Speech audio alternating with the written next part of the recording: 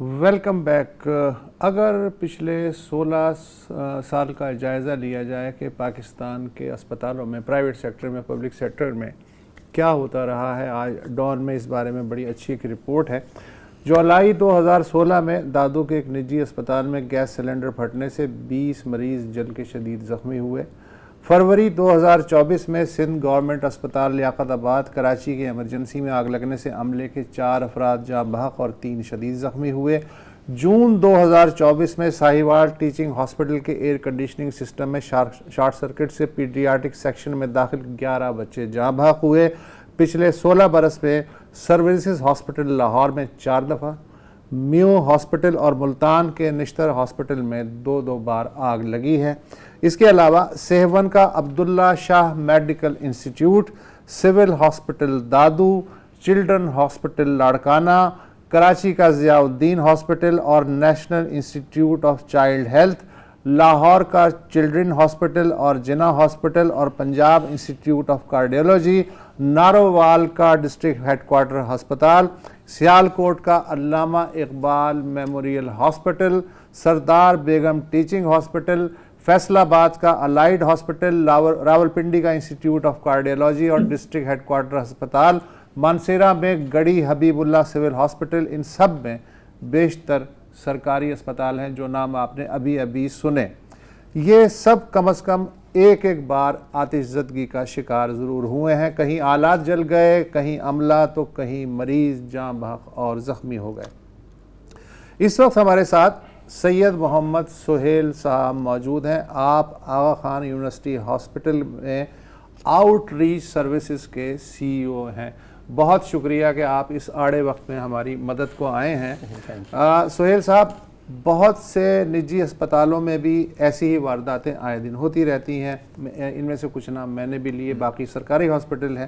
لیکن جو private sector ہے اس کے بارے میں تاثر ہے کہ وہاں عموماً مالکان سہولتیں کم اور منافع زیادہ کے فارمولے پہ چلتے ہیں، لہٰذا وہاں اس طرح کے حادثات کا ہونا کوئی اتنی بڑی آدمی اچھلتا نہیں ہے. لیکن سرکاری ہاسپٹلس کے بارے میں تاثر یہ ہے کہ وہاں بجٹ کا بھی مسئلہ بظاہر نہیں ہوتا اور منافع گھاٹے کا بھی کوئی چکر نہیں ہوتا کہ کتنے مریض آئے، کیا ہوا کیا نہیں ہوا.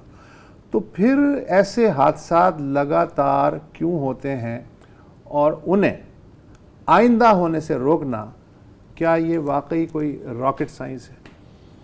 السلام علیکم. وعلیکم السلام. پہلے تو بہت شکریہ مجھے انوائٹ کرنے کا، اور سب سے پہلے اگر آپ اجازت دیں میں دلی تعزیت کنوے کرنا چاہتا ہوں فیملیز کو جو بڑی شدت اس طرح کے غم لائف میں نہیں آتے، اور اللہ سے دعا بھی کرتا ہوں کہ اللہ تعالیٰ انہیں حکمت، استقامت اور وزڈم عطا کرے کہ وہ بیئر کر سکیں. آپ کا سوال میرا خیال ہے ہمارے ملک میں بہت دفعہ یہ ڈسکس ہوتا ہے، خاص طور پہ ہیلتھ فورمز پہ. پہلا جواب تو جب آپ نے راکٹ سائنس کہا، میری دعا ہے کاش یہ راکٹ سائنس ہوتا تو اسپیشلائز لوگ سیکھ لیتے اور اسے ایگزیکیوٹ بھی کرتے. It is not rocket science. یہ اگر میں ایک لفظ میں اسے کہنا چاہوں پاکستان کے کانٹیکسٹ کو دیکھتے ہوئے، یہ سارا ایشو کمپلائنس کا ہے. سو پاکستان ان ملکوں میں سے ماشاء اللہ، although we are among LMIC countries جہاں پر سٹینڈرڈس کا فقدان نہیں ہے. ہمارے building codes, national fire protection codes, یہ سب ڈیفائنڈ ہیں. ہم جب اپنی ڈرائنگس یا ڈیزائنس سبمٹ کرتے ہیں، ہم کلیم کرتے ہیں کہ ہم اس سے کمپلائی کریں گے، لیکن ایکچولی کرتے نہیں. بعض اوقات ڈیزائن ہی میں نہیں کرتے، بعض اوقات اسے ایگزیکیوشن کرتے ہوئے نہیں کرتے. اگر کر بھی لیتے ہیں، بعض گورنمنٹ کے کچھ بہت شاندار فیسلٹیز ہیں، نو کویسچن اباؤٹ اٹ، لیکن پھر اس کے بعد ہم جو انفراسٹرکچر کے اوپر بنانے میں جو خرچہ آتا ہے اس سے بہت زیادہ اسے مینٹین کرنے میں آتا ہے، اور آنا بھی چاہیے. It makes don't we maintain ourselves, تو facilities have to be maintain. ہم اسے اتنی اہمیت نہیں دیتے. جب وہ اہمیت نہیں دیتے، نظر ہی آتا ہے کہ کوئی انڈیویجول ویک ہے یا کوئی انڈیویجول کمزور ہے.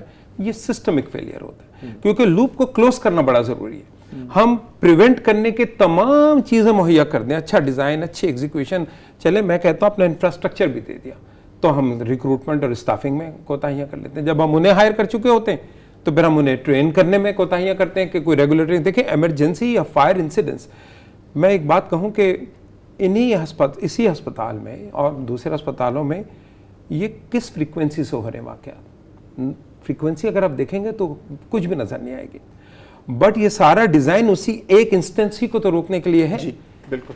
اس کا پرابلم کیا ہے کہ جب آپ لوگوں کو یہ تمام سہولتیں دیتے ہیں, لوگوں کو ٹرین کرنا ضروری ہے. ایسے موقع پہ آپ پینک کرتے ہیں, نیچرل ہیومن انسٹنکٹ ظاہر ہے. تو وہ فریکوینسی آف وہ جو اپگریڈیشن ہے امپلائیز کی, ان کی ریگولر ٹریننگ ہے کہ وہ ایسے موقع پر کیسے ایکٹ کریں گے.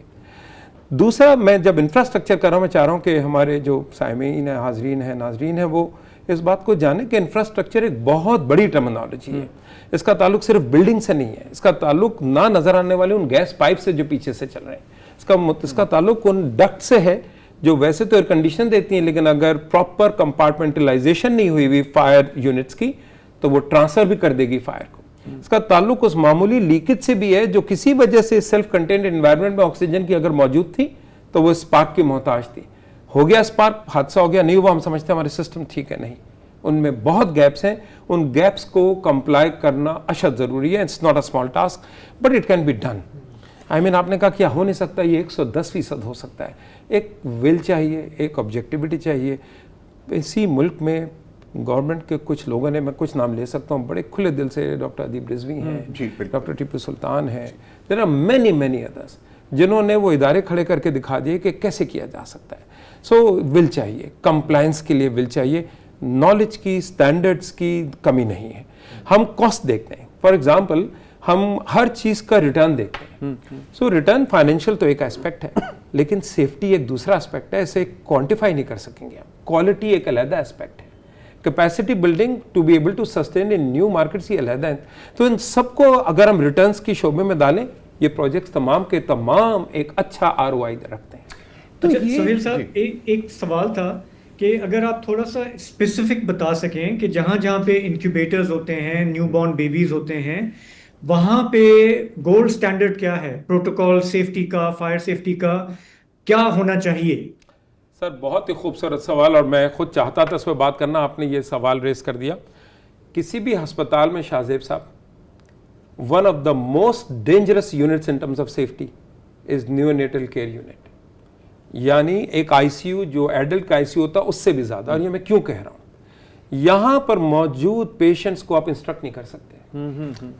یہ اپنی مرضی سے اٹھ نہیں سکتے, یہ کہیں جا نہیں سکتے, نمبر 1. نمبر 2, دوسرے کرٹیکل ایریاز میں بیڈز ہیں یا کاٹس ہیں, اور یہ کاٹس انکیوبیٹرز ہیں, سیلف کنٹینڈ ویسلز ہیں جن میں وہ بچہ ہوتا ہے, یا انفینٹ وارمرز ہیں. یہ گیجٹس ہیں سر, لائف سیونگ وینٹیلیٹرز لگے ہوئے ہیں بچوں کے ساتھ, temperature control, infusion pumps, syringe pump, there are loads of gadgetry. تو آپ انہیں موو نہیں کر سکیں گے. سو جنرلی اسپیکنگ ہم کہتے ہیں evacuation based safety plan, not true for critical care area especially NICU. Preventive based, redundancy based. مطلب کہ آپ کا مطلب ہے کہ اگر وہاں پر کوئی ڈیزاسٹر ہو گیا تو آپ ایویکویٹ کرنے تک نہیں آپ جا سکتے, بہت مشکل ہو جائے گی. تو اگر پہلے تو پریونٹ کر لیں ہم, انہی ڈیزائن پیرامیٹرز, ایگزیکیوشن, اسٹافنگ, اس کے بعد کنٹیننگ. صرف حادثہ ہونے سے روکنا آپ کے بس میں نہیں ہے. آپ کے بس میں تو صرف وہ میجرز لینا. کبھی بھی کوئی کوئنسیڈنسز ہو یا حادثہ ہوا, نا how do we contain it, کہ کیا ہم اس کے ایفیکٹ کو منیمائز نہیں کر سکتے, کیا اس کی وارننگ کسی اسموک ڈیٹیکٹر, فائر ڈیٹیکٹر سے نہیں ہو سکتی, کیا آٹومیٹک اسپرنکلرز فائر فائٹنگ نہیں ہے, اینڈ نان ہیومن بیسڈ یہ انٹرونشن ہوتی ہے, آٹو انٹرونشن.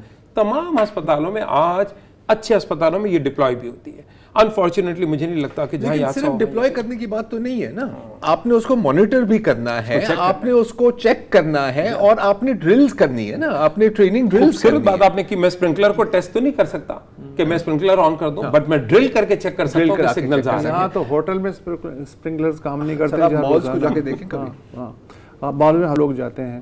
ایک وقفہ لے لیں, آپ سے کنٹینیو ہے گفتگو.